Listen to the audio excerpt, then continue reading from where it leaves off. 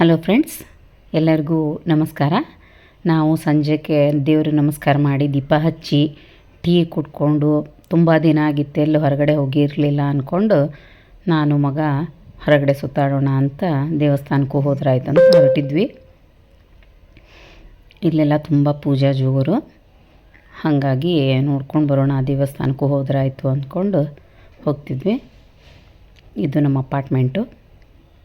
ಹಾಗೆ ನಮಸ್ಕಾರ ಮಾಡಿಬಿಟ್ಟು ಭೂಮಿ ತಾಯಿಗೆ, ಸೂರ್ಯನಿಗೆ ನಮಸ್ಕಾರ ಮಾಡಿಬಿಟ್ಟು ಹೊರಟ್ವಿ. ಎಲ್ಲರೂ ಕೇಳ್ತಿದ್ರು, ಗಿರಣಿ ಏನು ಹೆಂಗೆ ಮಾಡ್ತೀರಾ ರೊಟ್ಟಿ ಅಂತ. ಇಲ್ಲೇ ನಮ್ಮ ಅಪಾರ್ಟ್ಮೆಂಟ್ ಹತ್ರನ ಫ್ಲೋರ್ ಮಿಲ್ಲಿದೆ, ಅಲ್ಲಿ ಹೋಗಿ ಜೋಳ ಬೀಸ್ಕೊಂಬರಕ್ಕೆ ಕೊಟ್ಟೆ ಫ್ರೆಂಡ್ಸ್ ನಾನು. ಅದೇ ಪ್ರಕಾರ ಅಲ್ಲೇ ಮನೆ ಹತ್ರನ ಅಲ್ಲಿ ಎಲ್ಲ ದೇವಿ ಪೂಜಾ ಎಲ್ಲ ಕಡೆನೂ ವಿಜೃಂಭಣೆಯಿಂದ ಮಾಡ್ತಾಯಿದ್ದಾರೆ ಇಲ್ಲಿ.